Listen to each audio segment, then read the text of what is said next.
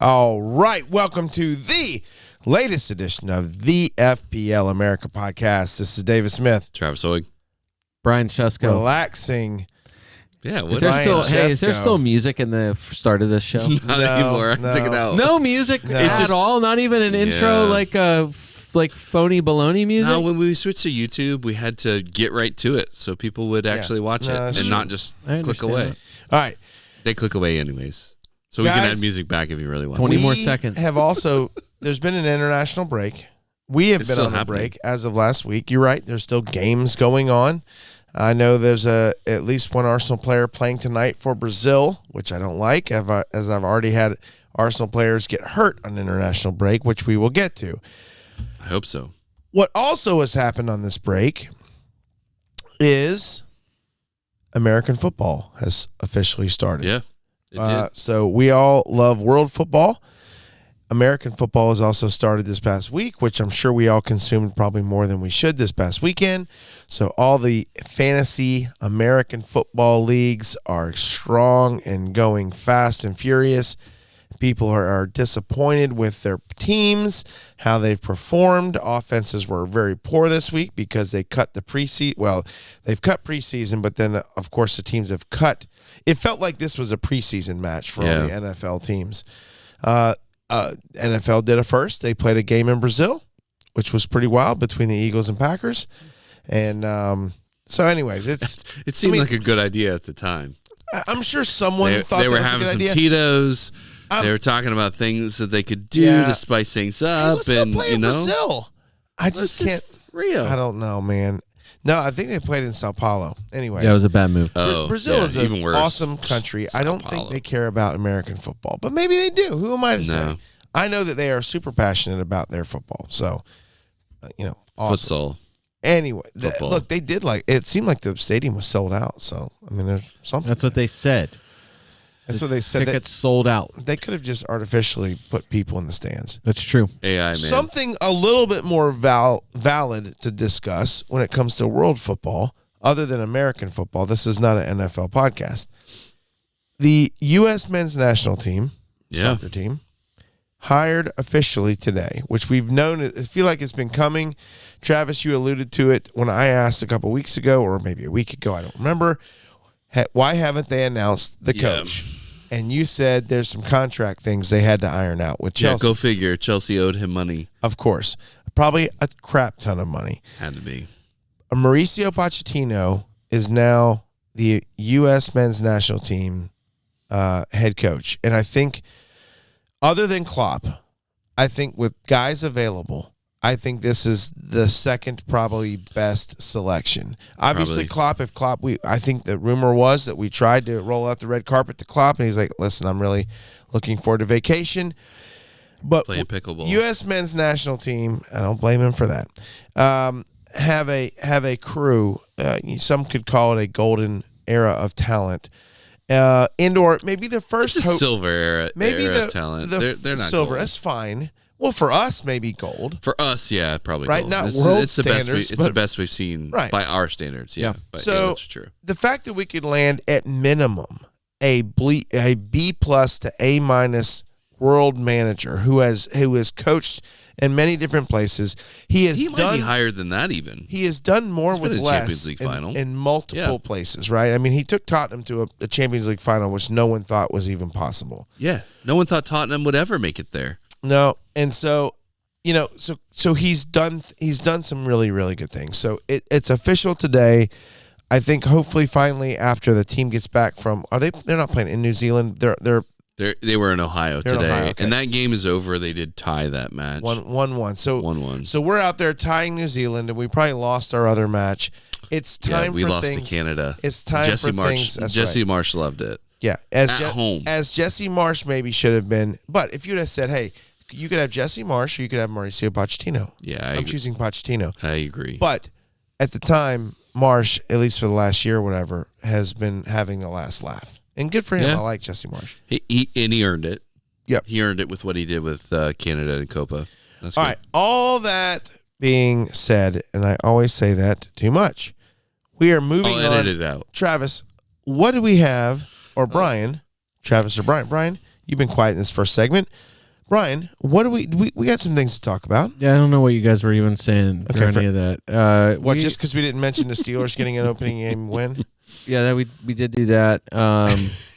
It's do we say that it was an international break? We said that, yes, sir. He really was asleep. Almost 600,000. I know.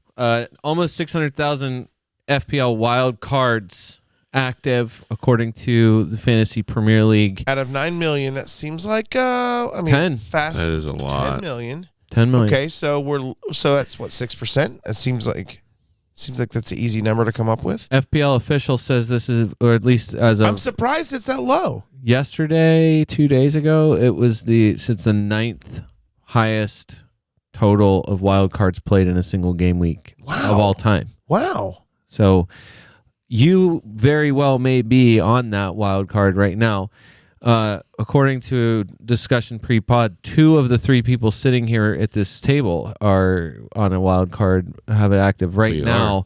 So I feel like it is kind of important. A lot of people wild carding. Headed into game week 4, because the strategy for a lot of people, a lot of the pundits that are out there has been wild card next week. So game week 4 wild card or game week 6 wild card. And that's in between everybody talking about how many transfers they were going to bank, up to the five transfer limit. So everybody's plans have changed quickly for a variety of reasons. I feel like we should dive into that a little bit.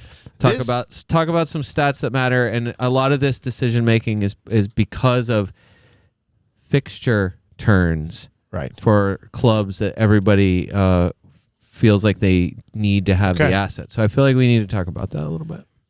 FPL at the moment feels like I'm going to use a little analogy here. Okay. You think you know how to parent until you have kids. Okay.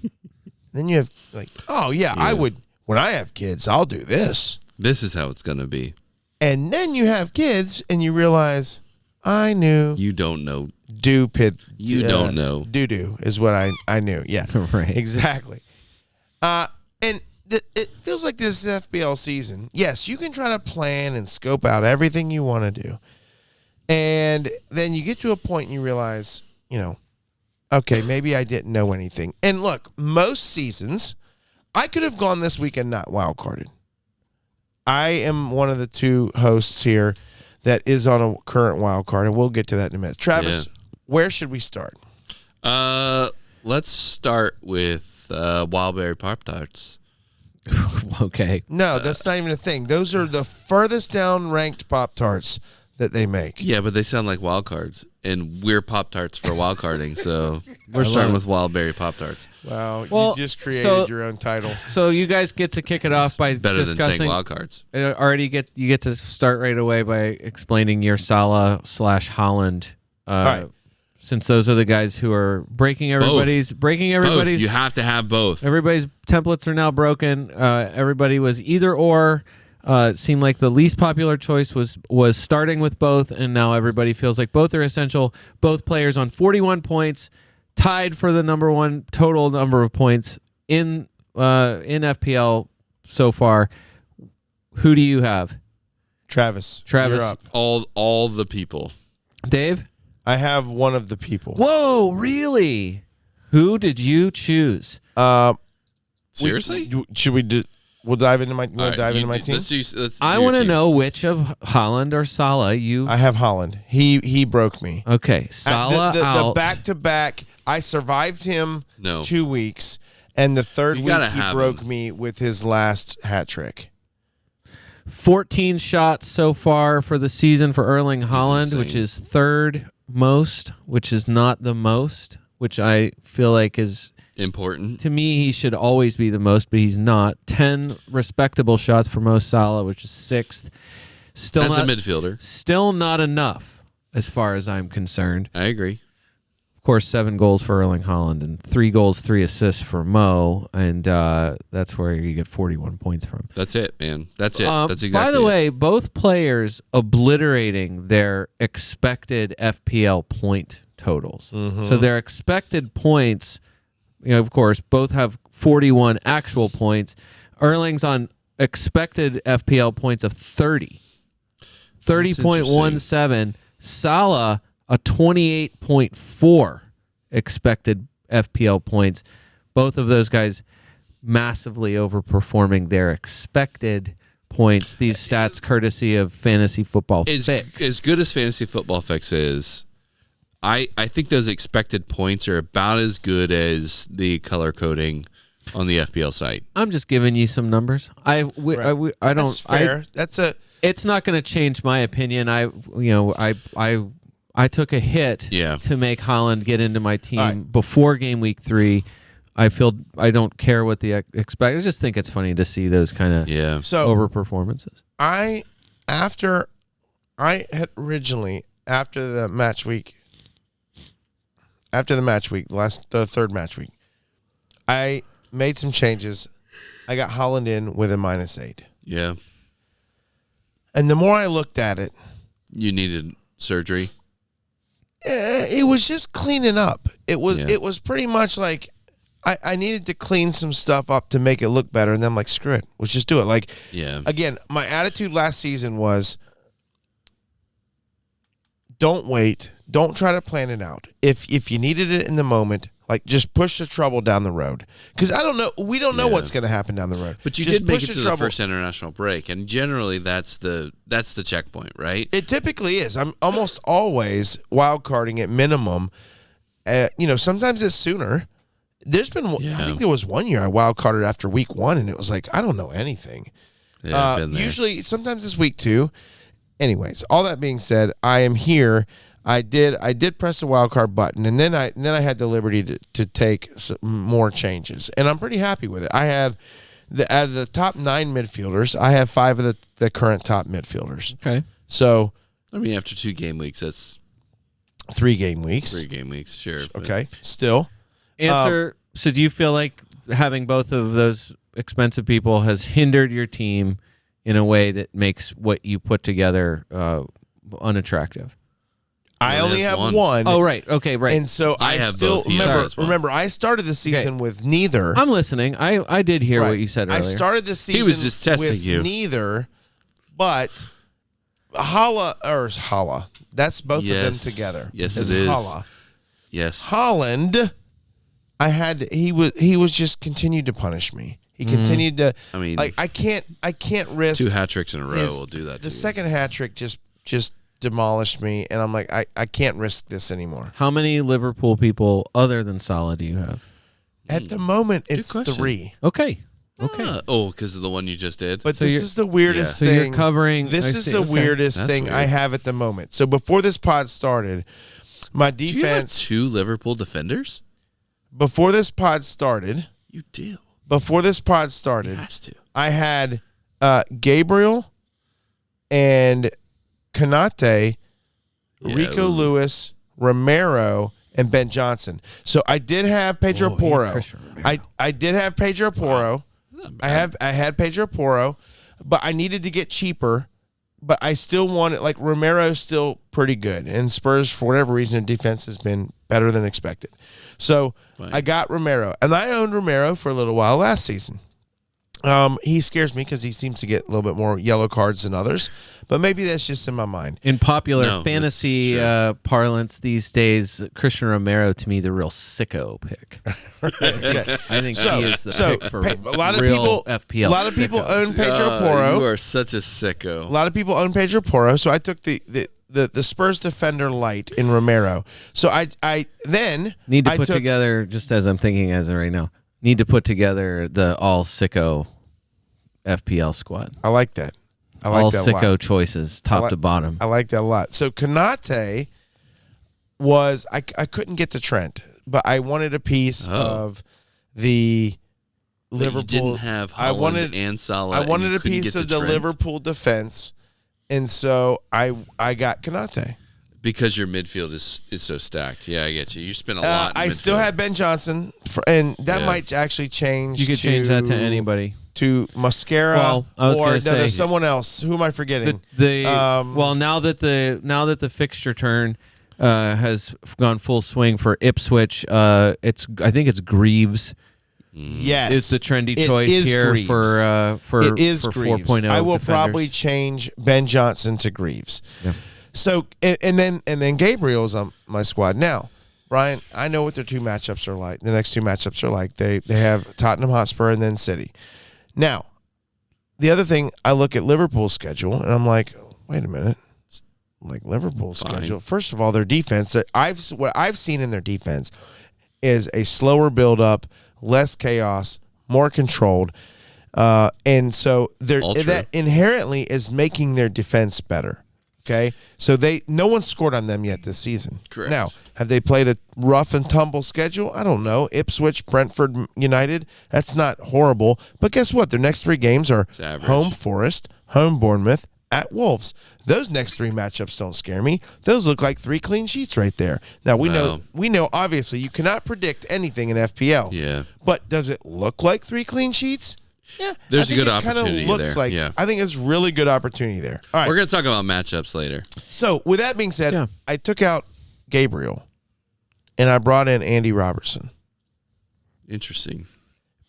You know he got hurt, right? And or Virgil. Well, I could easily switch to Virgil, he didn't really right? Get hurt. So I was just messing with Andy you. Robertson, I cannot think of somebody who's gained more steam on the premium defender side than Andy Robertson in the last 2 weeks. Yeah, and Virgil might be the move. I mean, it might be. We'll see. That I might change that by the time the match week starts. I added Crystal Palace goalkeeper. That I now have a goalkeeper that will not play. There is no rotating. It is this guy. This guy's never playing. He's injured. He's Crystal Palace goalkeeper. He's 4.0. He's injured until January, and his ownership is 0.00. I don't know how that's possible. Well, 0.001 because you got it. Because I have him, okay?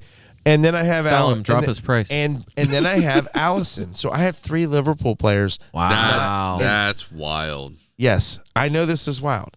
And I have Allison. That's an expensive choice. So I know it is. No. But guess who has 3 clean sheets? Guess who has the next 3 matchups that are absolutely great? 2 of them at home. No, you can talk nice about Liverpool all you want to. I'm not going to argue with you. No, That's I've just been impressed weird. with their defense. no individual psycho choice in that 3, but collectively the most psychotic 3 Liverpool people possible. Because there are no offensive picks in there, right? Like you got Diaz, you got Jota, you got Salah, who are no, and you're like, I don't want it. I know how crazy this is. Don't give me that. And then only one of the 2.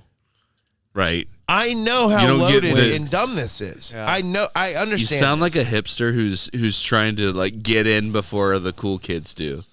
It's Like, very possibly. This I could- like their early albums, be the honest. early stuff. This will either be completely great or completely garbage. Well, so it's risky.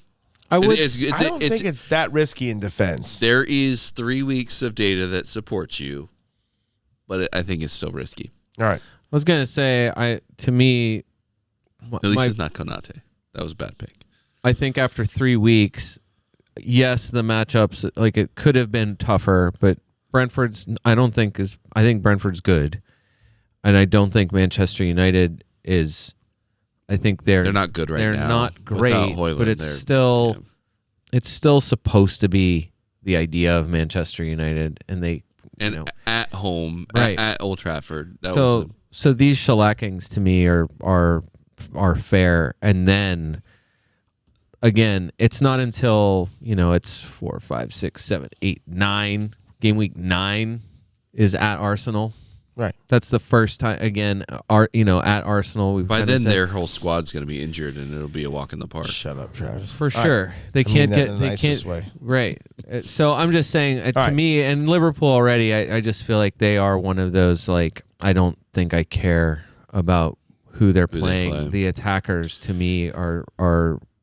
I think the attackers are always good. And, So and anyway. that's the key component there is because I agree with that sentiment, Brian, but he's gone the opposite direction, which is brave. No, but I understand. We're not going to that. say crazy. We're going to It's say okay to say brave. crazy. But at least- I'm okay with You're that. but so at least- brave. I'm a big boy. Yeah, we can talk more specifically about fixtures. I do have some Nottingham Forest propaganda for you later, but I think at least in the next 4 games, I don't see where you're definitely playing what this is as good on paper as you can get, and from a team that is improved. I can tell you defensively, so far for the season, Liverpool currently second best defensively for shots allowed per game. Okay. Just 7.7 so far shots per game allowed in the first three. Again, Ipswich, not expecting a lot. Brentford, expecting a little bit more. Manchester United, expecting Manchester United. Yeah. So average. Or at least or maybe weird. A depressing amount. Sure. Whatever the most depressing amount of shots is what you get from Manchester United. Either way, point is, they are now second. As I see Arsenal falling further and further down that list to start the season. Yeah. So anyway, I understand the decision. I feel like I can see it. You don't agree with it, but you can see it. Yeah, which is okay. Right. Because on the other side of that, the Haaland choice, putting Haaland in. Wait, first of all, you give your Salah rebuttal. Your Salah, because for me, I am not moving Salah, Jota, Trent. Like, I will not move off of that. Even if I was wild carding, the most likely to leave that trio is Jota. And even then, I feel like the fixtures, for those exact reasons, the fixtures to me, that's who I have. I'm not going to talk. Move so to something all like that, Robertson. all of that over there said, gotta get my hand on camera. Right, all of that over there said, I'm with you. And my wild card contains the same players that I had prior to my wild card, which is Salah, Jota, Trent. Okay. As far as Liverpool's concerned, I stand by that. The only alternative that I would accept is Diaz for Jota. Other than that, there's zero reason not to own Trent. There's zero reason not to own Salah. Just from the first 3 game weeks alone, they're on the ascendancy, and I'm really interested to see how that fares for you, not having either of them. It will be interesting. But that said, you're doing much better than I am, and you didn't have Haaland or Salah to start the season. So more power to you. We'll see about that. All right, power to you. So let's talk about your midfield, though. No, but I was going to say this podcast 2 weeks ago. I mean, the question was, can you make the case for Robertson even over Trent? So the move to Robertson. Been quiet. It's just. By the way, Trent's only outscored him by 2 points at the moment. I was going to say what. So now we've switched to where it's a dollar-pound difference. Right. It's Trent. Yeah, but Trent. If we really dug into like the expected or the chances created, Trent is killing him. But points are points. Yeah, I agree. Right, and we've now switched to it's Trent. It was Spurs defenders all on top. Now it's all Liverpool. It's 3 Liverpool and Spurs now in second place, and then Arsenal's in third. All right, midfield. Brian has thing to say. Sorry. I just want to say because you did choose Haaland, I'm saying that choice is the opposite. People are making the opposite case, and it's based on the next 3 fixtures. I know, and I don't care. People pulling up the color-coded matchup rater system, which are very accurate. Oh yeah, always. I live by those. I'm just saying the narrative. If I didn't have those, my team would just go to crap. No, I get it. The narrative is out there. It's readily available. Of skip Haaland. So, and I would just say the most probably prominent as far as FPL goes is Andy Martin is the anti-Haaland champion this season. So going without him entirely.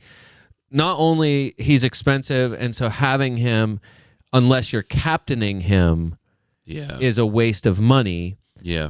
So it doesn't matter if he's 15.2 and he got 2 hat tricks in a row. The next fixtures aren't bad on paper, and so are you really going to captain Haaland this week against Brentford? Yes. Whenever Salah plays Nottingham Forest at home. I don't have Salah, so I don't have that option. Right. No other problem. You solved that issue.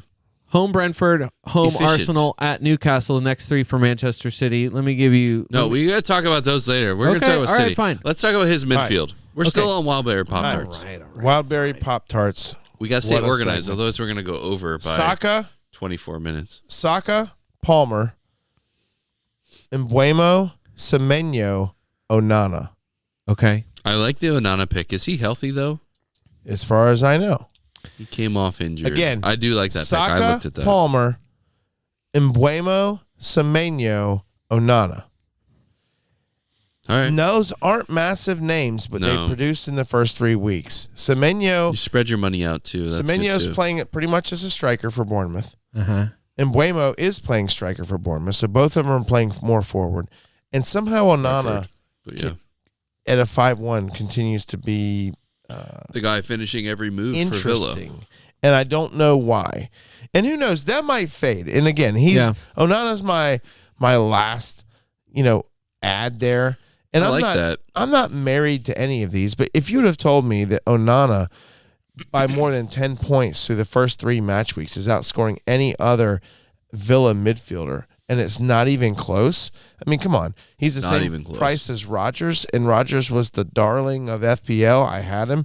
Yeah. Leon Bailey. He's still Buendia, Tielemans. I mean, Onana's smoking everybody. So whatever they have drawn up for him, whatever way Unai Emery is using him, the positions he's getting in, he is absolutely producing. And at a 5-1, yep, it was just hard to look away. And then my 3 strikers are Havertz, Haaland, and some guy named Stewart. So, love the Stewart pick. Yeah, that's inspired. Stewart's owned 0.07, and he's lacking match. And you are the 7. He might not start. He might not dress this week. That's okay. I'm worried for you. I guess the thought is if I don't know. I just feel like, last season I owned Haaland. He wasn't this expensive. And my attitude was, if he's playing, I'm captaining him. Because the year before, I just got smoked by not owning him. And so last year I owned him, captained him, had a really good season. Yeah. And he's now on my team, and now he will pretty much be the captain every single week. And that's important. You can't understate that. Especially, talk to me about the first 3 weeks. Choosing a captain. Yeah, I didn't have Salah, didn't have Haaland. I had a very good team, but every week it was like, okay, that's tough. Who do I need to try to, you can try to on paper make the best pick, but Isak was a top pick. I've always said this. There's limited guys who have hat trick potential in the league. There's probably 4 guys, and you didn't own the main one, and I didn't own 2 of them. Yeah. Okay, so Heung-min Son can score a hat trick. He's done it. Haaland scored a hat trick. He's done it. Salah obviously can score a hat trick. Yeah. He's done it. Saka's never scored a hat trick. I don't know if Cole Palmer's ever scored a hat trick. I know Heung-min Son has, and I did have him for a while. And I know Jamie Vardy has, but he's not really in that conversation anymore. Watkins has scored 1 hat trick. And so he's not in the conversation yet. Looked good. So I'm just saying again, you have to do it more than once to say you're a hat trick guy. Yeah. So if you don't have one of those guys, it sounds stupid, but that's the guy you captain every week. I think I understand the points on Onana. I don't. I'm not saying that he's leading the team in shots right now with John Duran, and I feel like who's a substitute who has limited minutes. Who's a substitute. To me, it's not because I don't. It's not because it can't continue, but it feels more. It's unlikely. It feels more like Thomas Partey scoring 2 goals in 2 weeks or something like that. Again, I still like it because he is dangerous and he is in those spots. He's 5'1". He's 5'1". For sure. And he's a better shot than Rodgers right now because he's converting. Well, depending on how, because the news that shook up everything for everyone was that Rodgers took the penalty for the U21s for England 2 days ago or something like that, and he smashed it. I don't think that matters. It's just that we already know they lost their penalty taker. We assumed Tielemans before, but no one ever confirmed that, so we really don't know. So if the next person to step up for an Aston Villa penalty is Morgan Rodgers, I don't think it would be any big surprise. Right. So that's my team. Havertz, Haaland, Stewart, Saka, Semenyo, Mbeumo, Palmer, Onana, Romero, Lewis, Robertson, Konate, and Johnson, which will probably be Greaves, and then Allison as my goalkeeper, and some guy from Palace who won't play until January. And even magic. Won't play.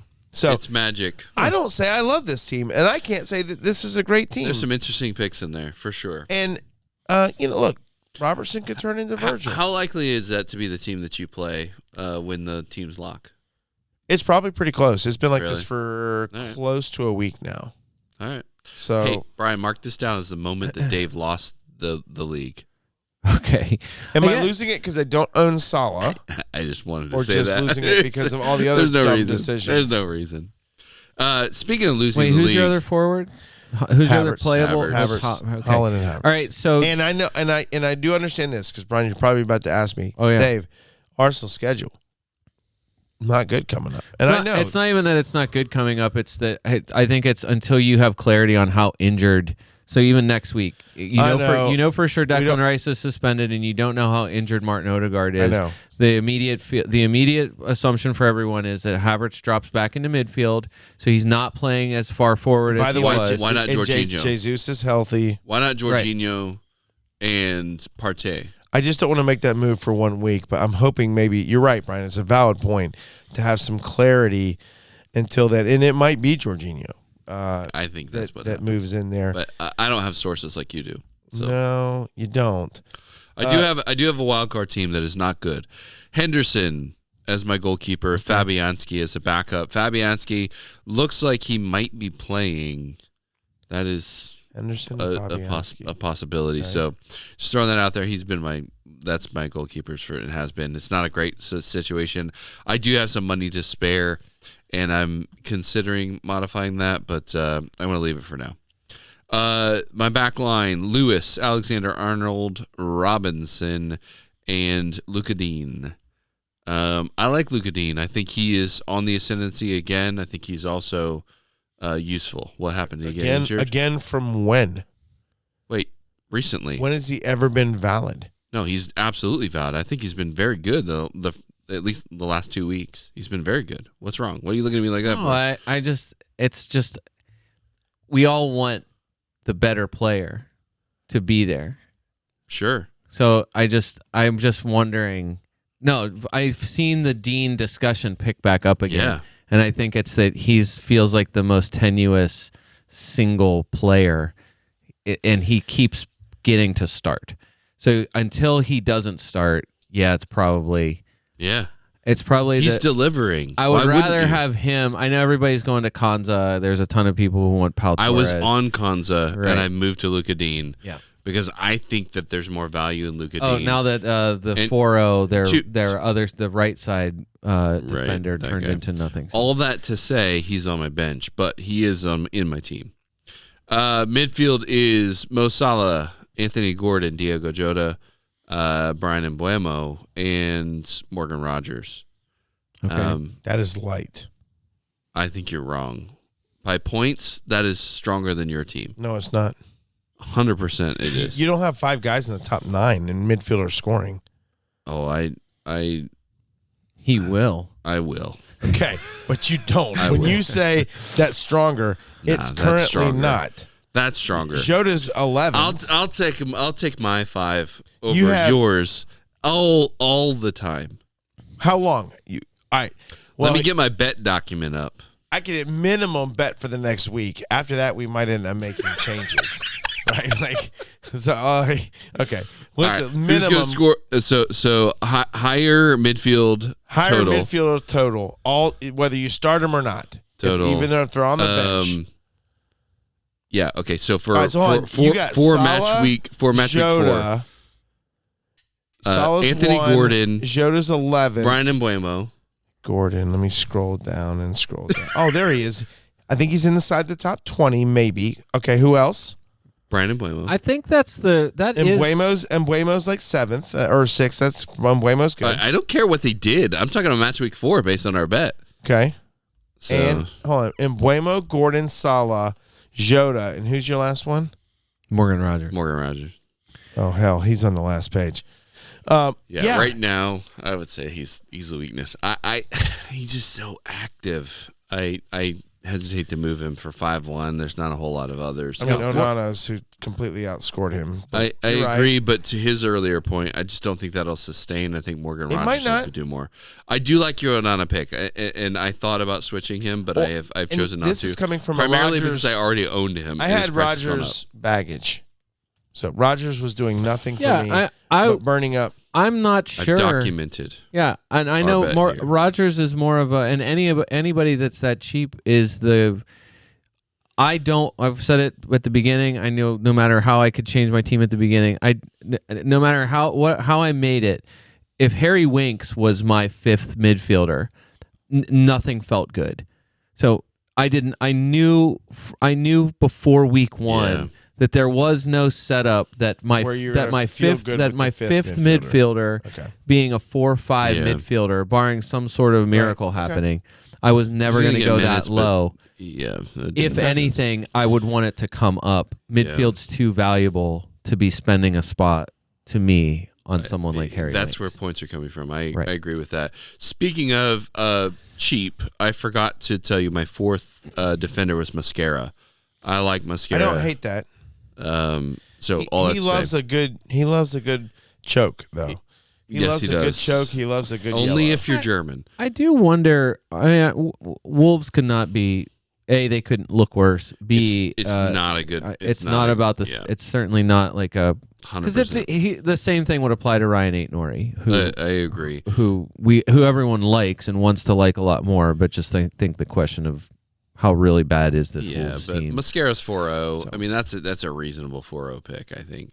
I mean, do I trust Wolves more than I trust Ipswich and Greaves? Yeah, probably not. But it's close enough to where I think it's fine. And Mascara is forward and doing a lot. He's active, so it is what it is. So forward line is Johan Wissa, Erling Haaland, and João Pedro. Okay. So I honestly like this team. I've changed. Hold on, what was the front line again? Sorry. Wissa, Pedro, Haaland. Yeah. Oh. So, I'm ready to go to war. That's nice. I'm ready to go to war. Let's do it. Nice. So I think one of the big dividers, if you're wild carding right this second, and if you have the ability to change your team completely, it seems to be, do you believe at all in Newcastle? Mm-hmm. And if you have any belief in Newcastle whatsoever, I mean, I know one of the big clips, everybody sharing this week was Isak, the reporter asking him about, if he cares, like, should people give him the armband this week? And of course, him saying, no, it's better to score goals and when you find out people have sold you or whatever. Yeah. So I think that's the big, like, having Anthony Gordon, kind of believe that they still are capable of being a good attacking side. They just haven't really done it. Should have probably, did lose to Bournemouth. Should have made that official. Really lucked out against Spurs. Lucked out, however you want to look at that. Spurs blew it. Newcastle lucked into the win. Whatever. Either way, results only kind of matter, right? I think and so even in that, like, you get nothing from Isak. You get Anthony Gordon bailing you out with the goal 2 weeks ago, and all of this kind of and then Isak coming back last week and kind of reminding everybody that it was maybe a mistake to sell him anyway. And now Newcastle is about to go on a much better run of matches, and so I just wonder, like, I understand all of the choices. I am seriously wondering, like, if I was redoing this now, I don't think I'd be like Dominic Solanke. Everyone's selling him as fast as possible. Price still hasn't dropped yet. Which is that's awesome. Yeah, I know. Yeah. The weirdest thing. His price is still the same, even though he's been sold by like 3 or 4 or 5, 6, 7 million people, I think. After Spurs play Arsenal, after North London Derby this week, Spurs are, when we get to it, they are the team with maybe the best fixture turn of anybody, kind of after starting game week 5. So Spurs going into this run of matches, and Son now an afterthought for everybody because he's expensive. And I had him. Right, exactly. So you don't have him. You have all of these, like, you could go to Porro. You're going to Romero. I did have Porro. I needed to go Spurs defender light.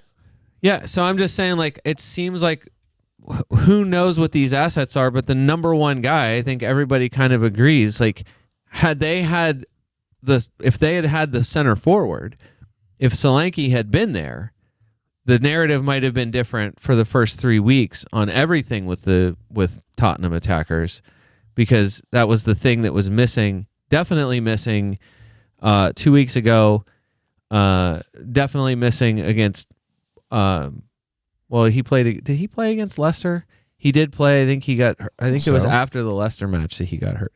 But either way, definitely missing against Newcastle. So I just wonder if you get the all clear, if you see that he starts and plays, even if he plays 60 minutes against Arsenal and comes through North London Derby unscathed, I don't know why the narrative wouldn't change immediately on, hey, we got to get Solanke back in game week 5 because they go Brentford, Manchester United, Brighton, West Ham, Palace.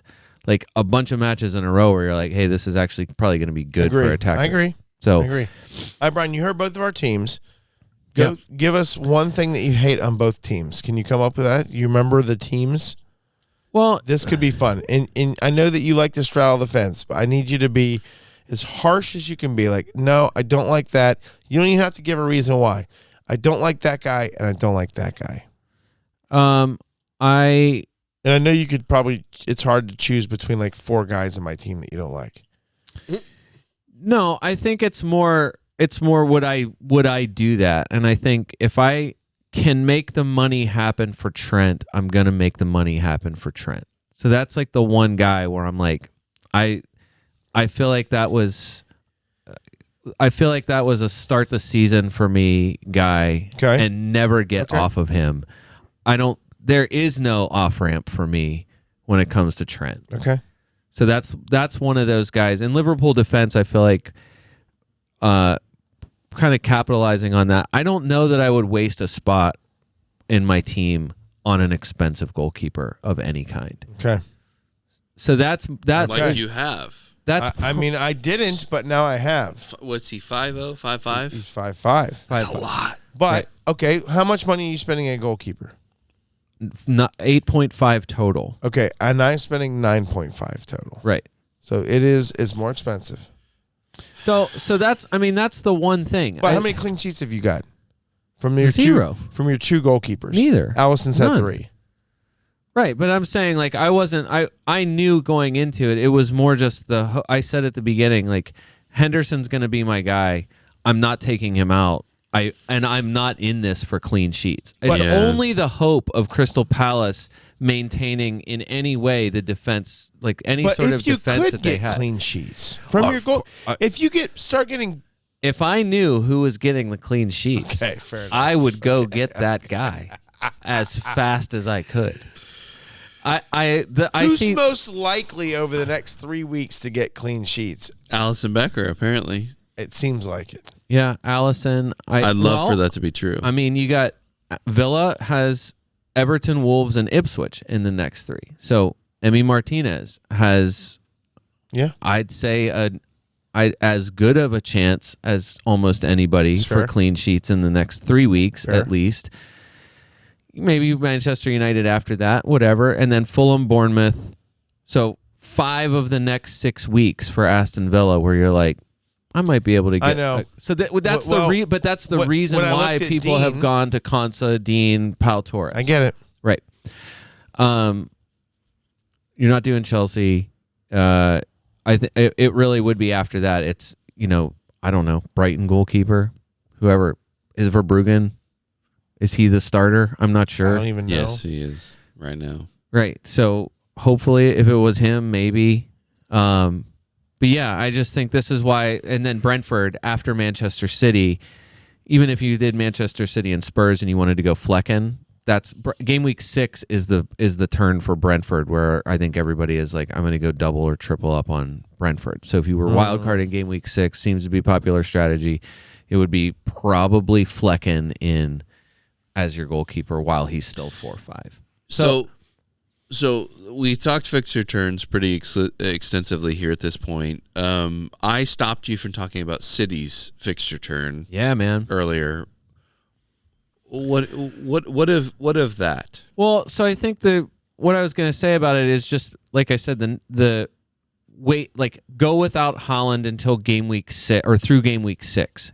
Give the next 3 fixtures. If you wanted to get off of Haaland, you're probably not captaining him. You may or may not captain him against Brentford. I feel like I don't see what Brentford really does. It's that intimidating or whatever. So I don't see why he's worse of a captain than Salah would be against Forest, this week against Nottingham Forest. You're probably not captaining Haaland against Arsenal. So I totally understand that as a captaincy choice. And then at Newcastle, okay, that same week, game week 6, are you captaining Haaland at Newcastle or are you captaining Salah at Wolves? You're probably captaining Salah at Wolves. If you have Saka, are you captaining Haaland at Newcastle or are you captaining Saka home against Leicester? James Justin is nasty. It's a little bit more of I think you're probably still... I'm probably still captaining Haaland. Really? Dave is a Arsenal, perma-captain. Yeah, he is a perma-captain guy. He likes to not think about it. Dave, game week 6, Haaland at Newcastle, or are you captaining Cole Palmer at home against Brighton? Oh. I don't know what Brighton's defense is doing right now, though.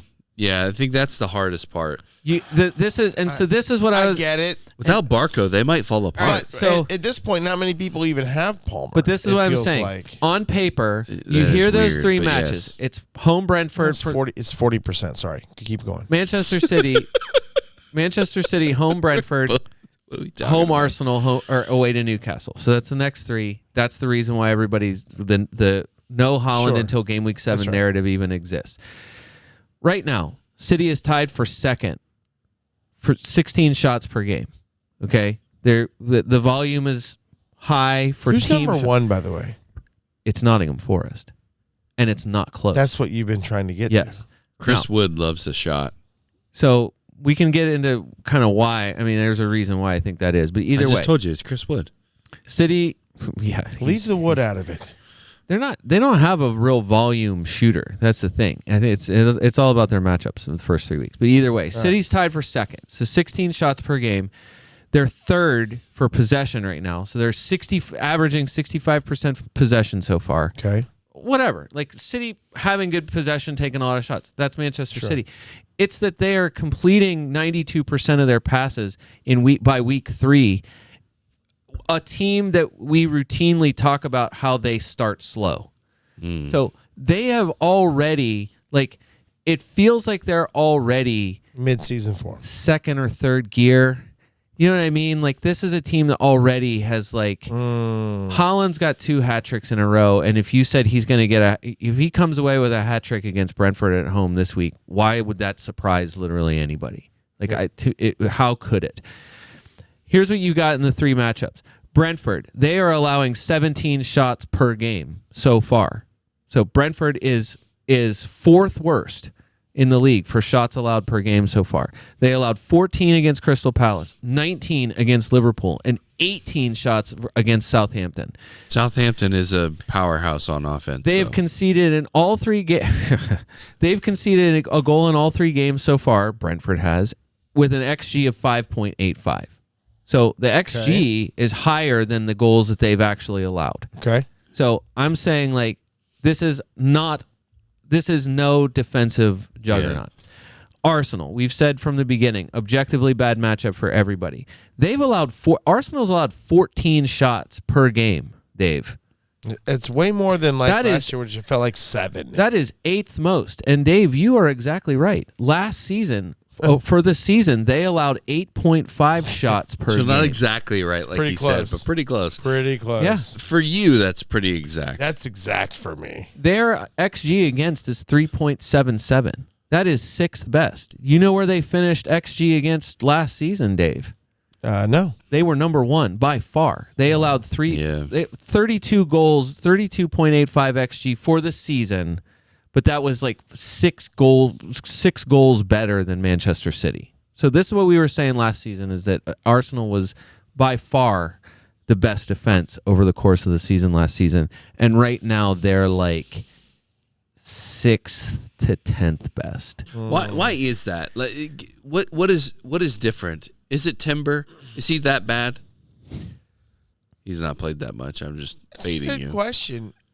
I'm not sure. It could just be the matchups. I don't think anything's structurally changed. Part of it, obviously, is the first half against Brighton, dominant Arsenal. Well, sure. And Declan Rice red card changes everything. And so then they're down a man. That's a good point. Second half. So not we're looking entirely at fair. Like, does that game offset the other two? On averages? Yeah, I don't know. Right. That's a good question. So, but that's what I'm saying. Like was that one high? Like, what was it with the first two games? Well, that's what Wolves and right. So I'm saying Wolves got a decent amount Villa of played off. second. Villa, and so this is what I'm saying. So Wolves, you expect them to win, narrowly escape with a clean sheet in week 1. Villa, you're not expecting them to be as good. Like, you're not expecting a 2-0 result at Aston Villa. Kind of was, but again, another game where you're expected where right. that is lucky for them to escape with a clean sheet. We've talked about this. Right. Mm-hmm. And then Brighton, felt like they were cruising toward a clean sheet. Yes, and then shenanigans. Wheels fell off. Right. I just think you need to get your players under control. I think they're going to be fine. I'm not saying defensively. And yet you've sold Gabriel. Maybe at the moment. We have a bet for Andy Roberts. We have a bet. We cleared the first hurdle. This side of the bet cleared the first hurdle. The Brighton part was the hardest part of the hurdle. That was the most difficult hurdle to clear. Arsenal will concede at least 1 goal game weeks 3 through 5. Dave says no. Brian says yes. It's so annoying that it came in that game. I thought I lost the bet in the first week of the bet. I honestly I did not see a way. Brighton would have had to change a lot tactically. I'm sure they would have made changes. Was that I didn't goal see per game or 1 goal total? Well, what's even more brutal about that is the fact that Rice is not playing in the North London Derby. So in order for you to win that bet, I can't. They have over. No. So if they clean sheet both of those, you're fine. But if someone scores in one of those 2 matches, then he wins. That's like impossible. That's why I was saying that I didn't see without Declan Rice. This is why. That's what I'm saying. Yeah. And you thought the goal was going to come in the North London Derby? No, I figured it would. Maybe. Surely, yeah, no, I think I did think it was coming in the Derby. I'm saying that like 2 weeks ago, the reason why I was okay selling Gabriel to facilitate the Holland because you move knew that Declan would get the red card. Well, no, it was to say he sensed it. No, it was the next 3 matchups. I was like, it's Brighton, Spurs, Manchester City. I'll hedge against those 3 matchups, and so good. The last 3 North London derbies: Tottenham 2, Arsenal 3, Arsenal 2, Tottenham 2, and then Tottenham 0, Arsenal 3 or Arsenal 2. Sorry. So they have at least gotten a clean sheet within the last 3. So there's So anyway, the point is that's the second matchup for Manchester City is home against Arsenal, and then the third at Newcastle. At Newcastle, right now, Newcastle has allowed the number 1 most shots of any team in the Premier League. Incredible. 18.3 shots allowed per game so far. Week 1, 19 shots allowed against Southampton. Toss it out. Fabian Schär red card. Don't care. They're bringing last year's end of season form over into the beginning of this Week season. 2, he's not wrong. Week 2 against Bournemouth, they allowed 16 shots, and as we've already said this week, they should have lost that game. They did lose that game. Legally, they didn't, but overruled by a wrong call. Shoulder. Last week against Spurs, if you watch the game, Spurs utterly dominant in the game, 20 shots to 9 in favor of Spurs. Somehow Newcastle come away with a 2-1 win. They scored more goals. I guess what I'm saying is, how many shots in those 3 matches? You have 3 teams who right now are allowing more shots than almost any other team. Now, Arsenal is the best of those, and they're allowing 14 shots a game. City, in the form that they're in right now, I'm just saying, like, to me, I don't see the case for saying, like, hey, next 3 weeks you're good. You can figure out whatever you're doing. No, Holland, I'm sure you'll be fine because the next 3 matchups, there's 2 of them are red. And I'm like, well, the Arsenal one has not been good. So what are some good matchups? Let's transition to good matchups. What do you like for matchups right now? I would say we have you have the list of objectively good. You have some that are just fine. You have some that are objectively bad, and then, like I said, there's all this discussion of fixture turns. So we've already said currently, to me, irrelevant who they're playing. Liverpool, I don't. What's a negative matchup for Liverpool? What's a bad matchup for Liverpool so far? I don't know, City probably. City. That's Arsenal maybe. Arsenal. Yeah, that's it. So Liverpool plays Arsenal 7 weeks from now. Right. I don't care. Right. And I won't care when that happens. Again, I will hedge toward the attackers. I don't even know that I would bench Trent in that game. For his offensive, contributions for sure. Yeah, no, that's maybe for Liverpool after Palace in 4 weeks. If you look at the Palace is a tough one for them. It tends to be. So the next 4 weeks, it's Nottingham Forest, Bournemouth, Wolves, Palace. So green for Liverpool in the next 4. After Palace, it's Chelsea, Arsenal, Brighton, Aston Villa. Yeah, just tougher than not great. Right. Yeah. So maybe you look at those 4 and you're like, all right, well, now I don't necessarily have to triple up on them. Jota goes in that. If I'm going to sell somebody, it's probably somebody like him. I'm not selling Salah. To me, it's if someone's going to nick one, it's probably him. Yeah. Those are just less good matchups for defense. Right. The attackers? I mean, not against Villa at this point. They're just scrambling by, but yeah. Objectively good Villa, I think definitely for the next 7. Nothing really bad until game week 11. And if you held Aston Villa until game week 11, it's at Liverpool. And that's not, again. Is Ollie Watkins a viable own at this point? At whatever he is, 9-0, something like that? Does anyone know whether he's carrying anything? What is going on? It's a great question. Even if he's not carrying something, when he has played, which again would allude to what he's carrying, it just hasn't been that great. He's missed pretty. The guy who's more threatful is his backup when Durant comes on. Yeah. Well, and that's the problem. Which we talked about with shots. Yeah. So Durant's currently outscored him on the season. Durant's been getting 25, 29, and 28 minutes in a game compared to 60, 64, and 61.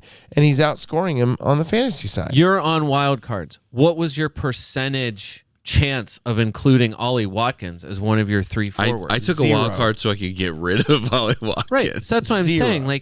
I would bring in Durant before Watkins at this point.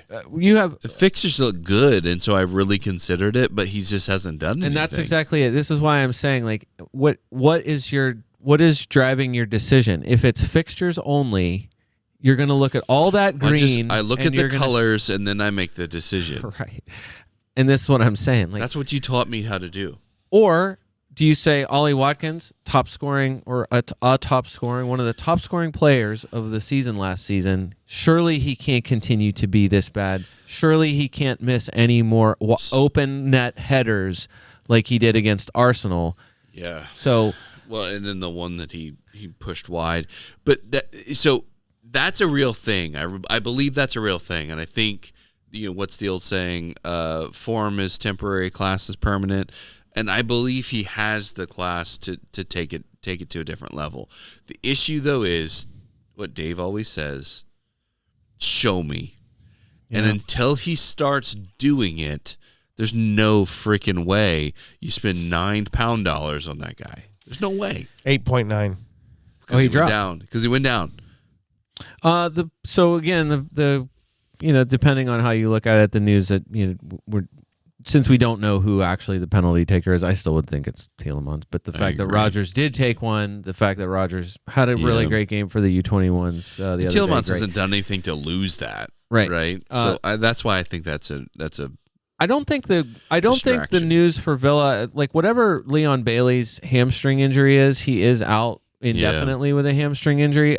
That's not good for them. I think hurts them significantly. Yeah. I think they lose a lot. The fact that he's not, probably doesn't seem to be like he's going to be ready even after the break is over. Maybe I'm sure we'll get some sort of. He is their penetration. He flips the field for them, big time. Yeah, it definitely changes as somebody who can attack at least from the right. But Morgan Rogers has been so much of the one carrying through the center of the field. So I wonder, I'm sure. He reminds me so much of Joel Linton for Newcastle, breaking up play and then bringing the ball forward. And they have the same frame, and they they wear the tape on their wrists, and I look at them just like, is that Joel Linton playing for Villa?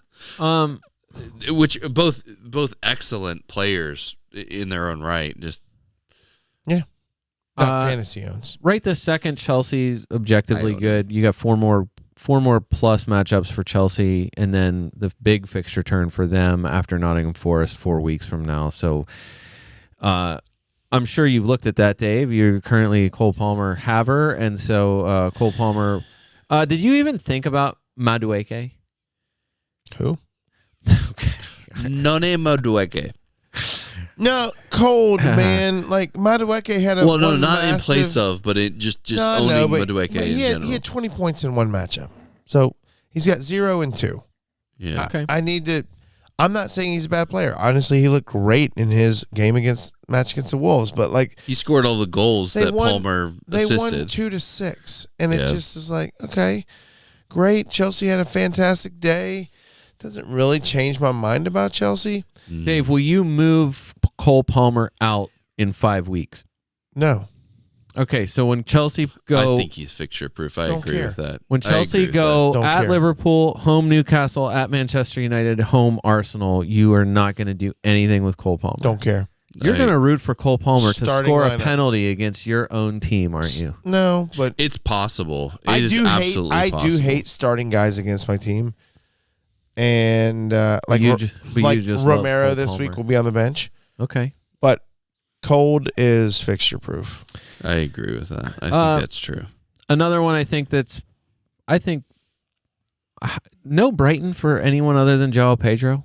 That's the only Brighton that we have represented from either wildcard team. Matoma is on a tear, and I think he's in the conversation. But that's about it, though, isn't it? I mean, there's nobody Matoma else. went 8-6-2. Yeah, and he couldn't score on a 10-man Arsenal. So I mean, how good is he? No. This guy. No, Matoma. It's a valid question. It's a very valid question. I do like I think Minta is an option. I agree with that, and I am. Would you rather have Minta or Semenyo at 5'5"? That's a great question. Minta looks. That's a really great question. I don't know. It's a good question because I think Brighton's fixtures overall for the next 6 game weeks, Brighton's fixtures are better than Bournemouth's. And old man Welbeck deserves a shout too, by the way. Just throwing that out there. And that's the other question for everyone, and everybody's made such a big deal about João Pedro getting called up to the Brazil national team, played 0 minutes for the Brazil national team while he's on international break. So I think the fear of Pedro being gone, Danny Welbeck didn't have to go anywhere, and Danny Welbeck going to obviously continue starting. He's just sitting in an ice bath. Right. The entire time. In bubble wrap. So I think the question of whether or not, when does João Pedro return? He's calling Jack Wilshere. What would you do right now? I'm going to do the opposite.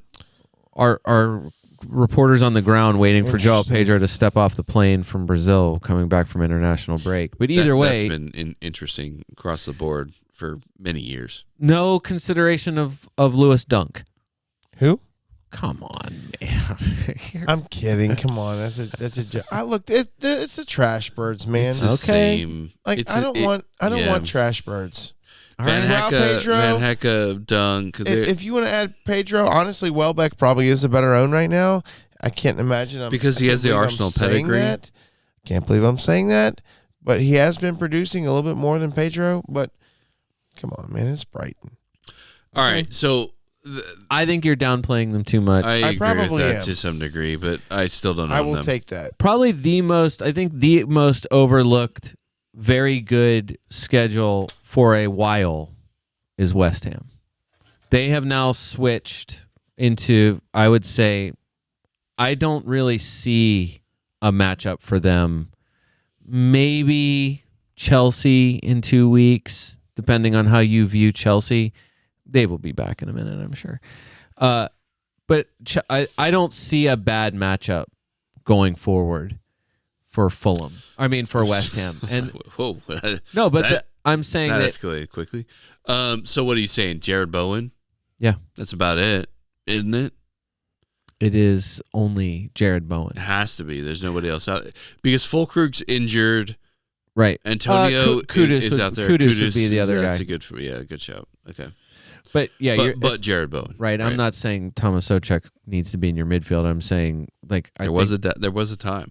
Bowen would be the guy. I think to me he feels like a guy that's going to hover at around like 5% ownership all season long, regardless of what he moved does. out as part of my wild card.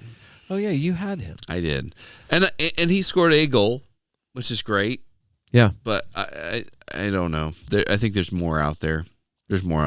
And I need to own Salah and Holland. I think there still feels like, I don't know, some sort of gelling that needs to happen. So who would you rather have, is Anthony Gordon or Jared Bowen? Because that's a legitimate question that I've asked within my wild card, and Gordon has done more. He just has. He's done more. Sorry, I had to check on my cookies that are baking. I think Bowen. I feel like Bowen's the more explosive pick of those two. I like Bowen better. Bowen or Gordon? Bowen. I'm betting on Gordon at this point. Newcastle schedule other than so they do get Manchester City and Arsenal in the next 7 game weeks. But do you think Gordon can catch a fast break on Manchester City and score a goal? No. I do. Is it likely? No, but it's certainly possible. Roger will knock him down. Right. I think Roger's knocking him down. No, but Newcastle's one of those teams that's kind of, I think, overall. So for the next 5, you feel great about. I think the reason why. So they're again, that's one of those teams. It feels like the belief has gone away from Newcastle. So despite having 4 extremely good, very green matchups in the next 5 game weeks, Manchester City just driving everybody off of them for the because it's right there sandwiched in the middle. So Isak's in nobody's wild card team. Gordon is in nobody's wild card team. He's in mine. So let's transition then. We talked about good matchups. 43%. It's really high. So he's not in any of the pundit class as wild card. Well, that's not us. So talk to me about ugly matchups, bad matchups. Whose matchups suck? Run away. You are doing so. This is where Dave. This is why my anti-Bournemouth propaganda is that they are Chelsea, Liverpool the next 2 weeks. So I think not great, especially for Semenyo. You're hoping for the best. You're playing him this week. Yeah, of course. Okay. I love that guy. Every time I watch him, I might not play him against Liverpool because I'll have a bunch of Liverpool defenders playing. But he'll find against Chelsea, yes. Home Southampton, yes. At Leicester, absolutely. Semenyo, of course, as you can sort any stats wherever you're looking at your stats, Semenyo number 1 overall for shots so far on the season through 3 games. Let's 17 shots for Semenyo through 3 games. Just 4. You didn't know that. You just bought him because he has cool hair. He's awesome. Just 4 shots on target. He might be Arsenal's Semenyo at the transfer window. I don't know if that would even be good for you. Maybe. Just 4 shots on. Where's he going to play? I don't know what's good for me. Just 4 shots on target for Semenyo. Less great by conversion percentage. Still 2 goals and 1 assist, 19 points. 8th overall scoring midfielder. Pretty good for somebody who just went up to 5.6 not too long ago. I just think this schedule, man. Chelsea, Liverpool doesn't feel great. 3 weeks from now, Southampton and Leicester back to back. That's going to feel pretty good. Yeah. And then Arsenal. And then it gets rough. Arsenal, Villa, City. The 3 after that. But that's so far down the line. Like someone else is going to pop up and be like, I need to get that guy. It's not a good run. He's got a couple of bright spots in there, but it's not a good run. I think it was FPL Olympian. I'm sure he's not the only one. There was a couple other rotation. If you did Semenyo and Dominic Calvert-Lewin. Because everyone's looking to go to him. Just that Bournemouth and Everton, the way they rotate, that kind of like no red matchups. Like there's always a green matchup for one of those guys, and so they rotate perfectly. It was the same with Mikolenko and Kirkez for Bournemouth. I get that, but Dominic, but all those people other than Semenyo have been absolute garbage this season. Calvert-Lewin got you a goal and an assist last time, so I'm just saying, like, it's not. I understand where it's coming from. This is information. That's wild. Just saying, this is information that's out there. How long until Broja is getting the start? I mean, I know he's got to get a little healthy, but for who? For Everton. I don't know. He's not gonna. He's not gonna get the start over Calvert-Lewin. Maybe. Or with Calvert-Lewin. Yeah, he'll start with him. All right. They will never take Calvert-Lewin out there. No, the guy that you would. Let me hear your best Everton manager impression. No impression. Sean Dyche. Give me your Sean Dyche. Oh man, I don't think I have one. I wish I had one. This is going to be letting everyone down. Oh my! I mean, I'll watch him and rehearse him. I have no problem. I need to watch and rehearse. I'm saying that I'm disappointed. Save it for next week. I understand by price and by results why everybody's going to Semenyo. I just think this kind of again they were getting. I'd say it's fair to say they were being dominated by Everton until a miracle comeback. So a comeback that has not ever happened before.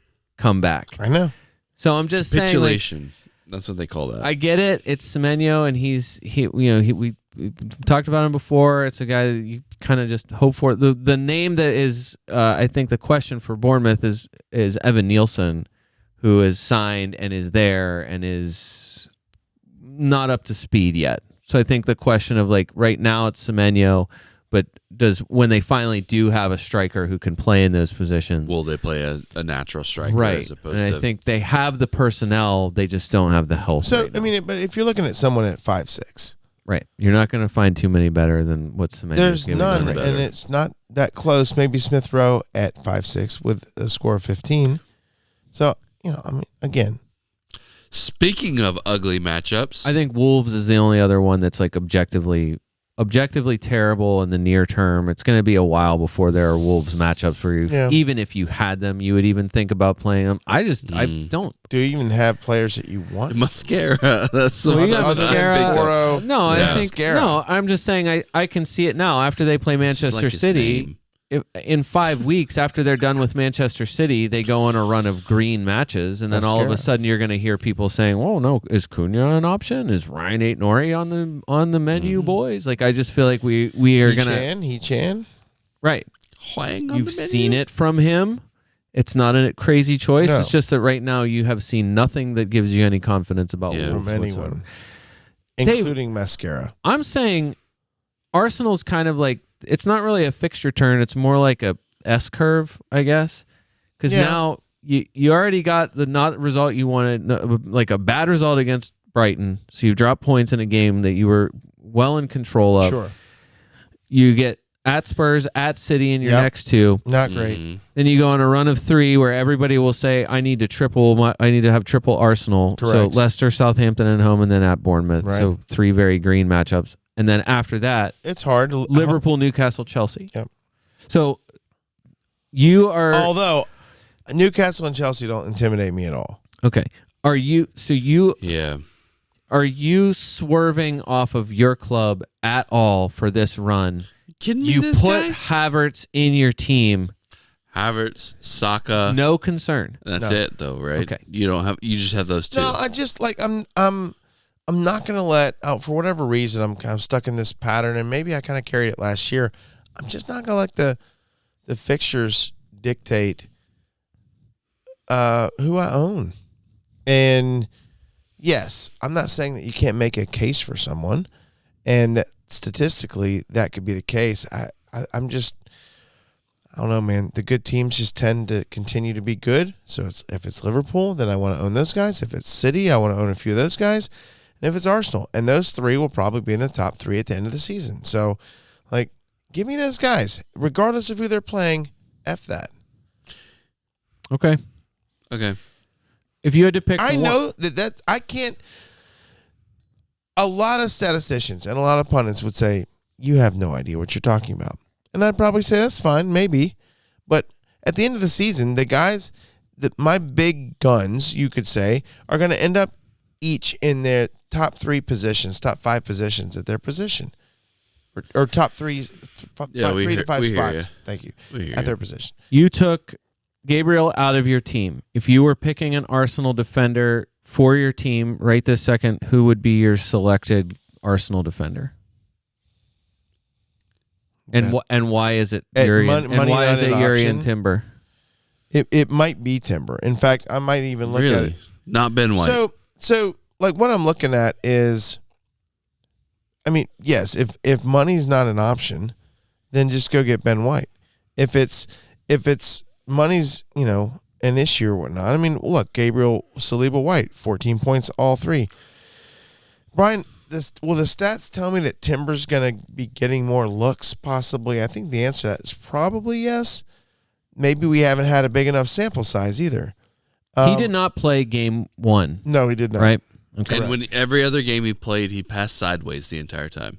I know everyone loves to focus on that, especially you, Travis. I know this for the next 2 match weeks. Well, when you have a guy like Ben White on the opposite flank who's doing the opposite thing, it's easy to say Timber's passing sideways. Meanwhile, so the other thought is Ben White is doing. If Ben White has a license to advance forward, you still have to rotate back, so you at minimum have a back 3 if Ben White's going all the way up the pitch.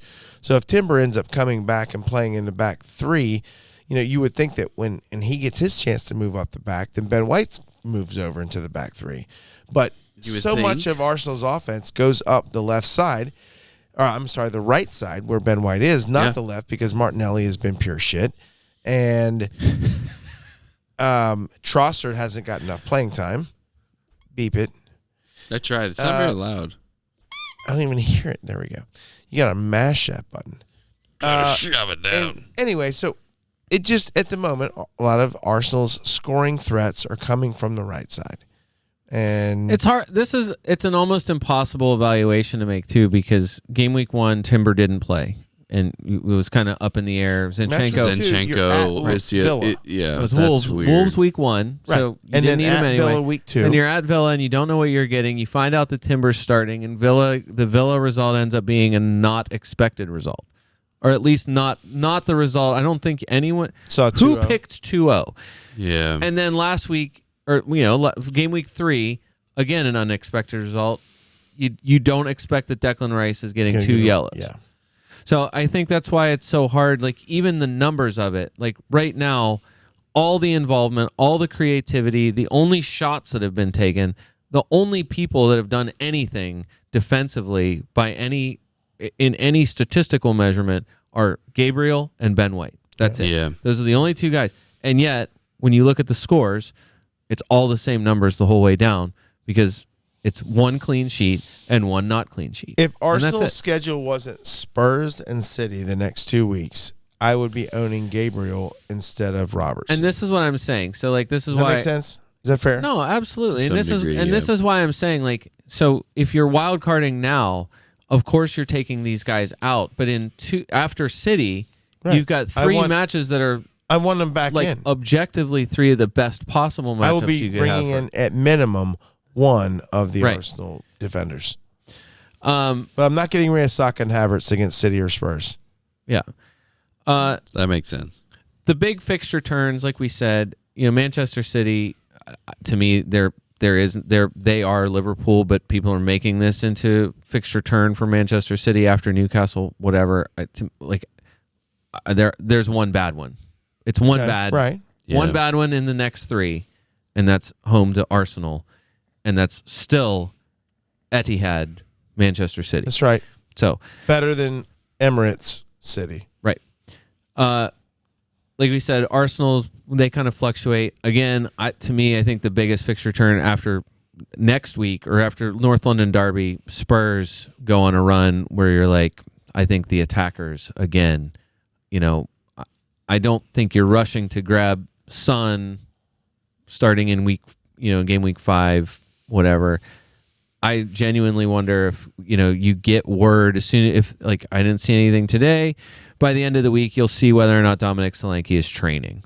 I'm sure Ange has been pretty Does it matter? Ange has been pretty clear about whether or not people are injured or not. I'm saying Dave's got Christian Romero in his team.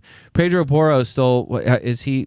How high up is Pedro Porro in the defender? Still pretty high. He's still at 35% selected. That's really high. So even with all the sales, Dominic Solanke is anyone buying him? He's pretty far down, right? Romero's He's at 9.8. By the dip is what I've always been told. Solanke's at 7.9%. So somebody who was probably, I'm sure, millions owned going into game week 1 is now down to 7.9% total, and again has not dropped in price. I'm saying as soon as you see that he's training, I think it will matter.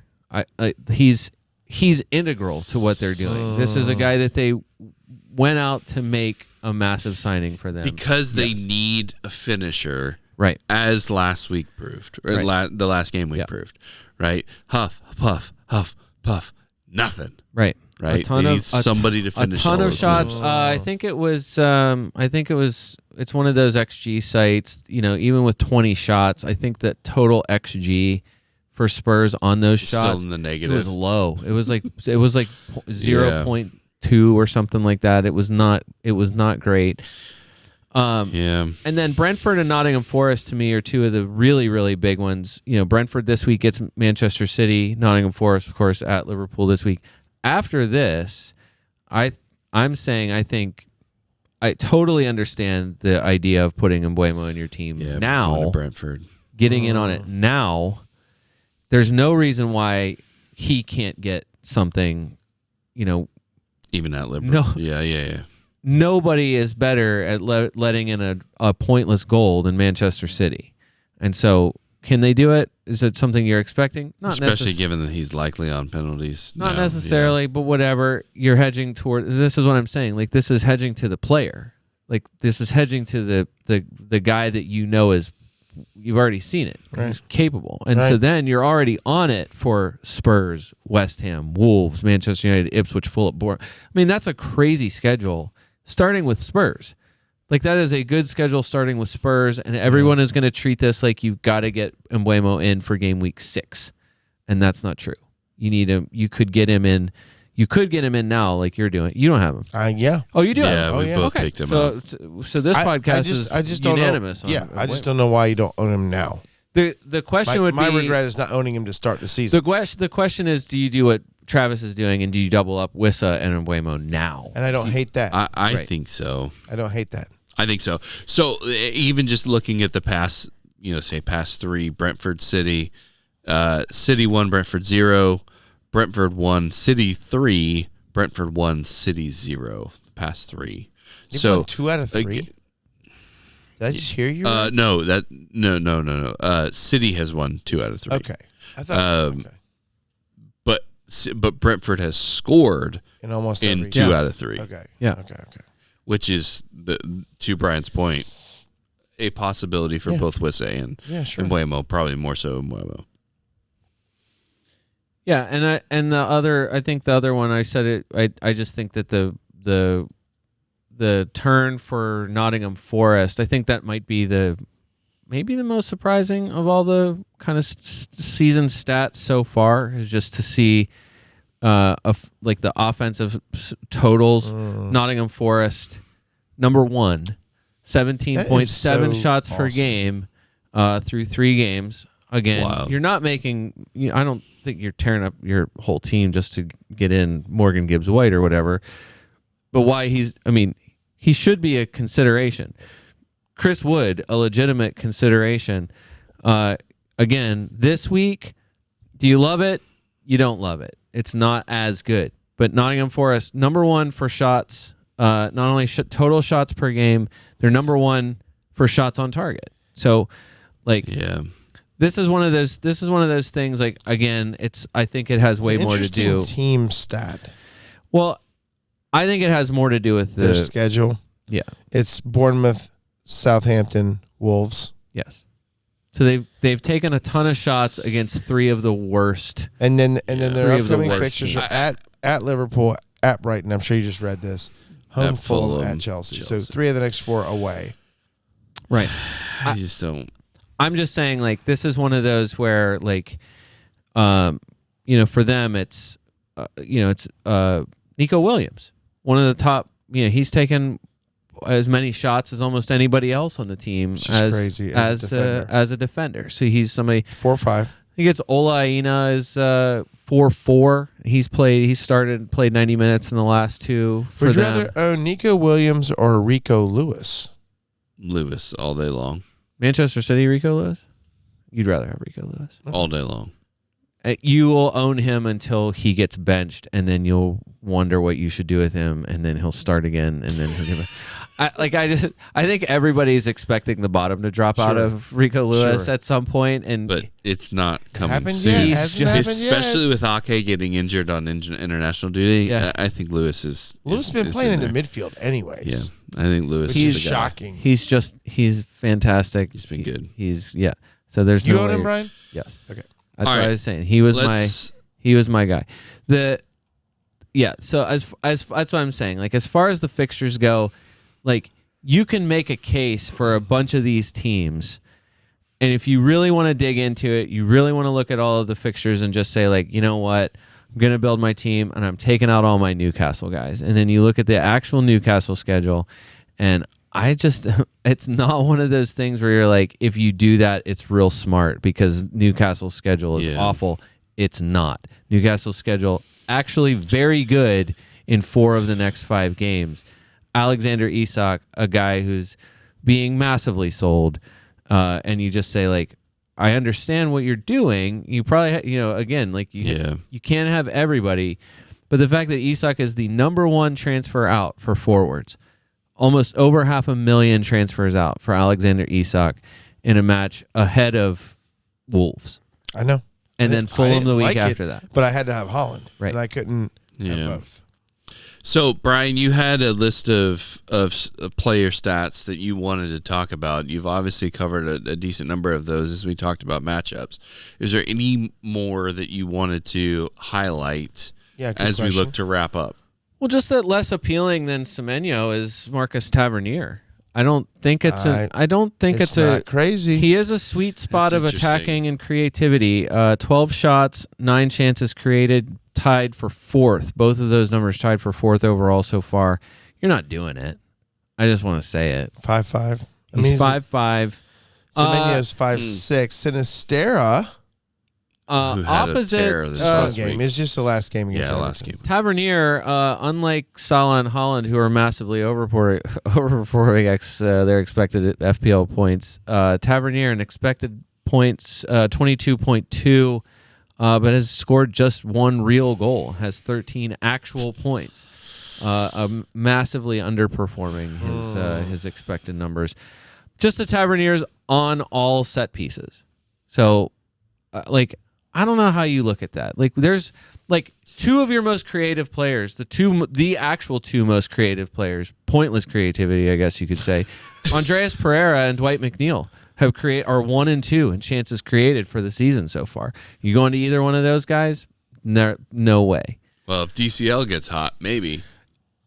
Dwight McNeil actually has created 3 big chances, so he says the second most of anybody so far. But I'm just saying, like, when Broha's there to close it down, he's really absolutely. He's going to smash him in. Dave, Madueke, to kind of bring it back to him for a second. Same number of shots so far as Cole Palmer. 9. But how many were in the Wolves match? 9 shots each. I don't know. 7 of them. All right. I'm just saying. At least 3. I mean, he scored 3 goals. Yeah, at least 3. He's got 9 shots in 1 full game less, is, I guess. So I'm just saying, if Cole Palmer is the facilitator to Madueke shooting 9 times a game, you won't like that. Yeah, you want Madueke if he's converting. Even if Cole Palmer is on set pieces and is doing the assisting. It's not an either or. There's no sense ever that you would say, well, I'm getting Madueke to cover Cole Palmer. It's not. That's not what you're doing. Yeah. It's just that. Do you see this as in any way an option?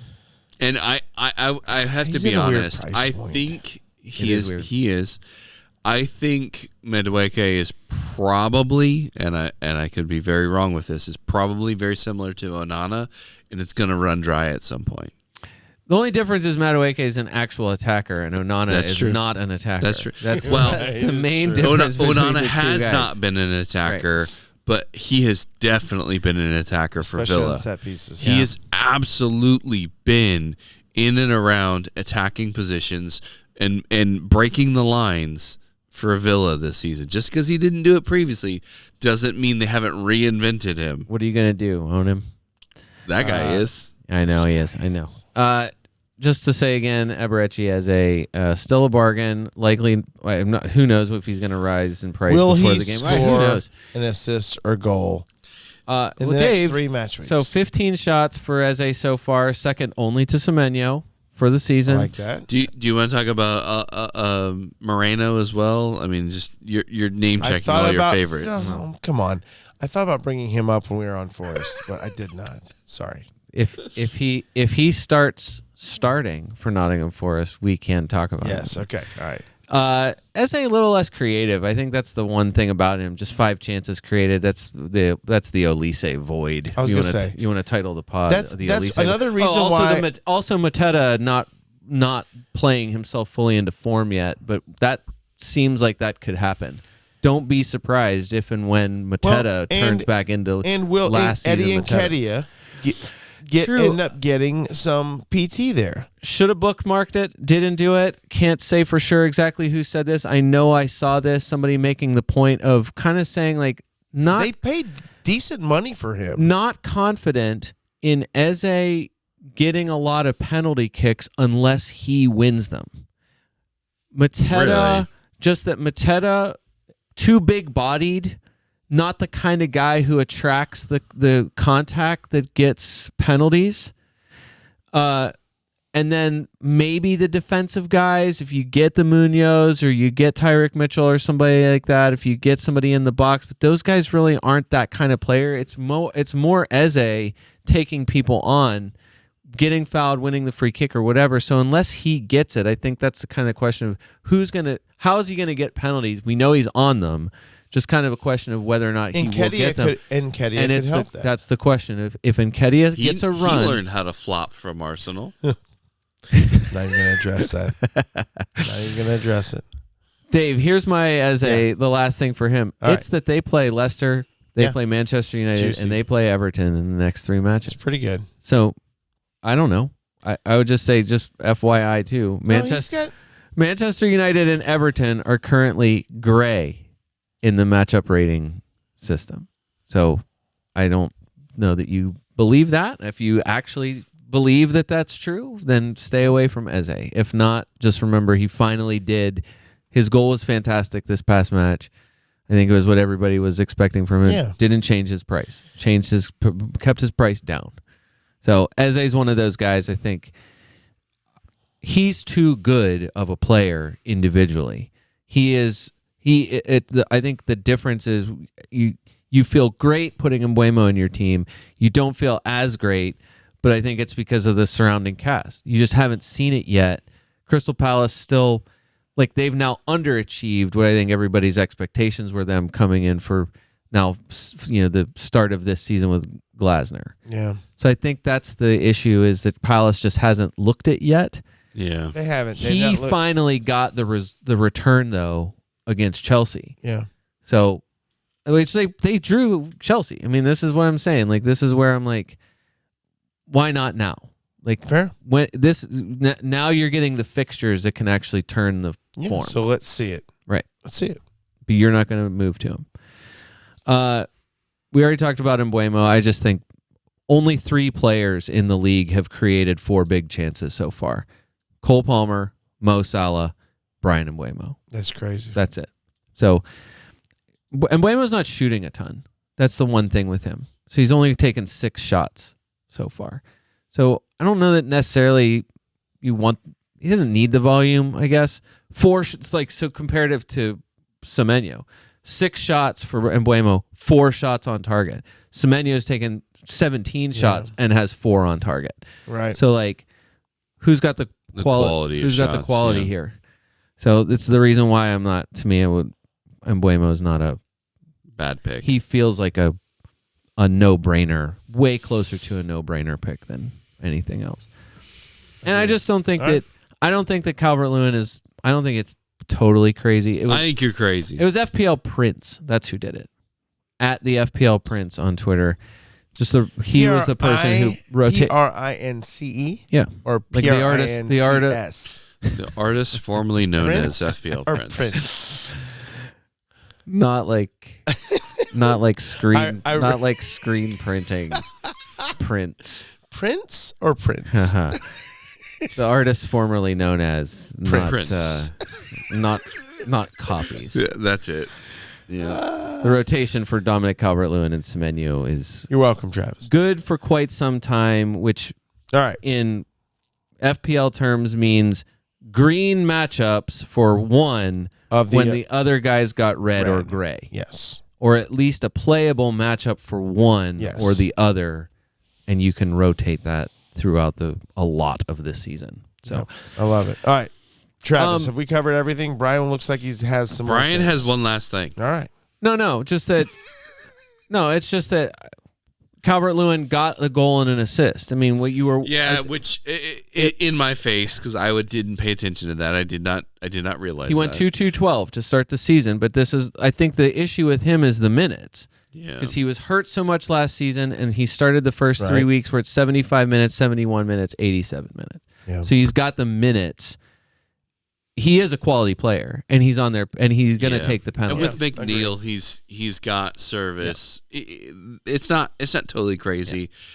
Yeah. Everton is just trash. I just think your question would be: are you going to get Chris Wood coming from a Scouser? We would for 6'1", or are you going to get Wissa for 6'1", or are you going to get Calvert-Lewin for 5'9"?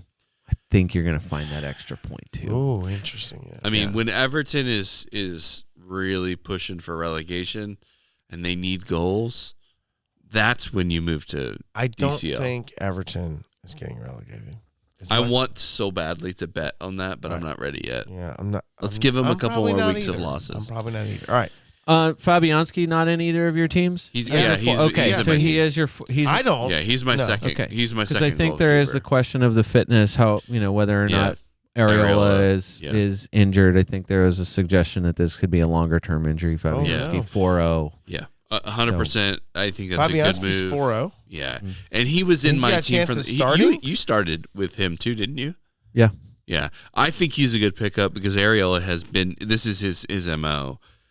He'll pick something up, and then Fabianski is an able deputy. I think that's a good pickup. Did you or did you not address Luis Diaz? I didn't. It's basically just been why move away from Jota, and Diaz is making enough noise to where you have to ask the question. But no, I did not answer it, and it's simply because I don't know. Because I don't want to own. I don't want to own anybody other than Trent, Salah, and Jota or Diaz, and I don't know which one to pick. Okay. I just feel more strongly about Jota's opportunities, even though Diaz is in form right now. He is absolutely the form player out of the two. I think Jota is going to get more opportunities in the long run, and from a points perspective, they're not too dissimilar. So I'm going with Jota. For better or for worse. We mentioned it. I scoffed at it last week, or the last time we recorded, just that Nicholas Jackson was one of the top forward transfers in. Yeah. Who then promptly stomped another goal in my face. Scored the goal against Crystal Palace for Chelsea, so that's a 10 and a 6 back-to-back for potentially as bad of a finisher as Darwin Nunez. Oh boy! And he continues to be a top transfer in, despite everything that I think is what's wise. What's his price? 7 something? He is up to 7.6.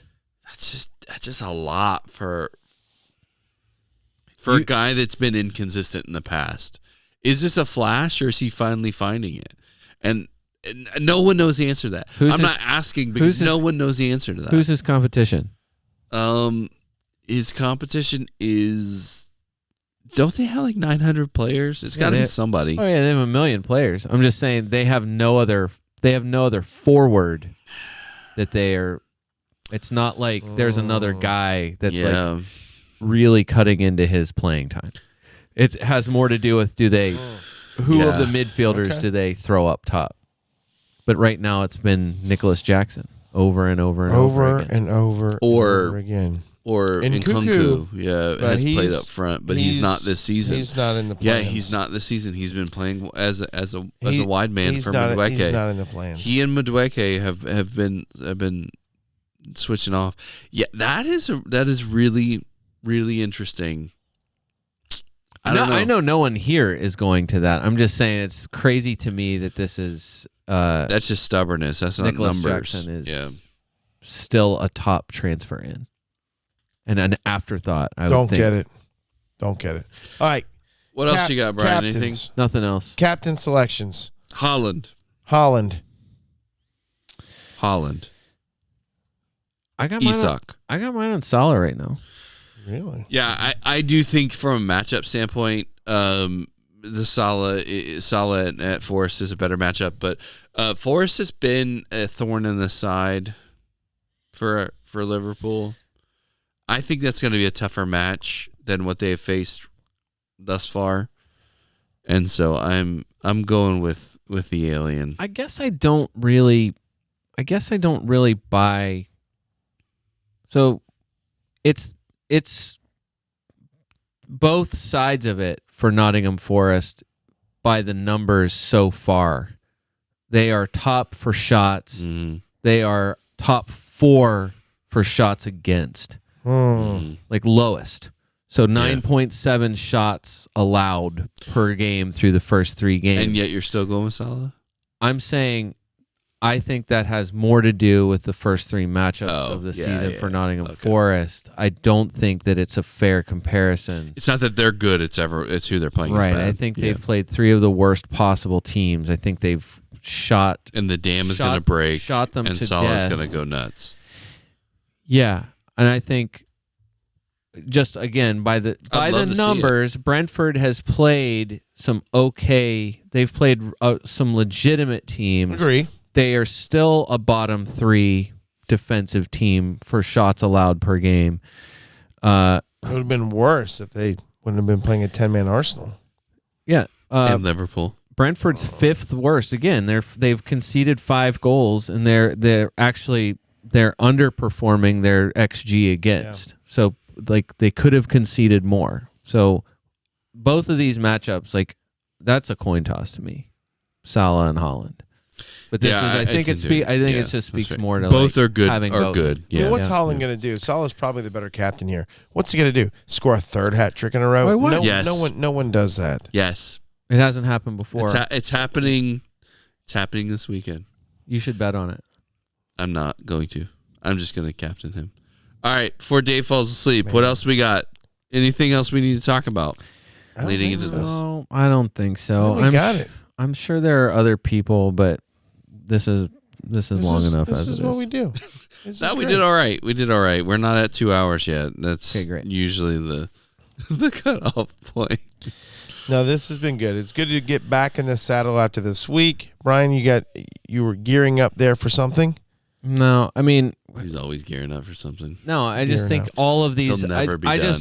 I just don't know how much. There's a really great discussion. Finally, it started to pop up more. Prost did it with, I think it's FPL Trout this week, to talk about analytics, to kind of the question of does analytics does it help bad managers be better, or more people good at this because the analytics are better, or and I think, but there's the other discussion that's available out there of what are you trying to do? Get a good rank, let the robots pick your team. You want to AI, FPL AI, or AIFC. What do we say? I think that's I would love to go against AIFC, all AI team, right? That's why and know what that team's picking. But that's what I'm saying. So if you're trying to get your rank up, great. pick the teams that whatever the algorithm says you should do. Yeah. You'll probably be fine. Are you trying to win your mini league? Well, then the algorithm only helps you so far because you still are going to have to pick against the people that you're playing against. That's right.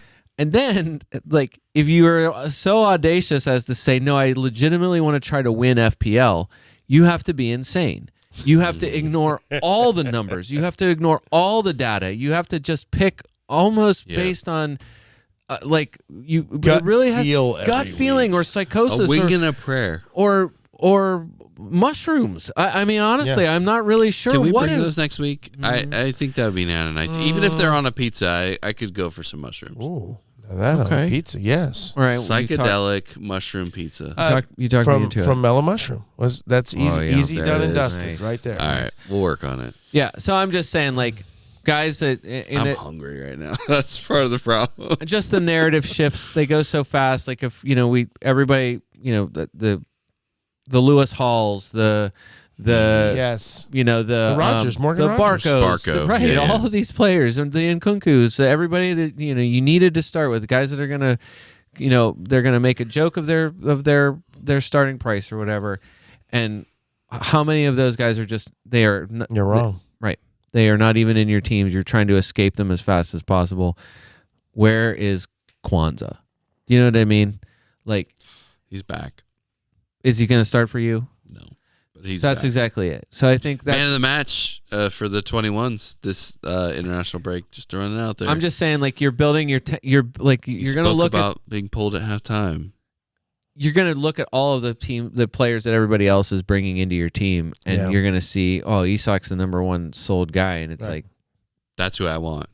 yeah, I mean, now's your time to get him. Do you have him still? Right. No, I sold him so that I could. You're get one of the masses.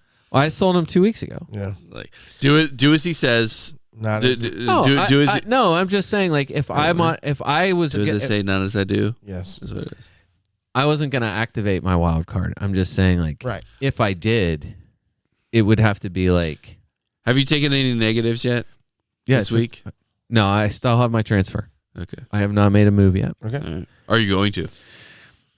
I don't really. The only thing it would be to get as a Mbuemo, Wissa. It would be to get them now, but I don't feel the need to do it.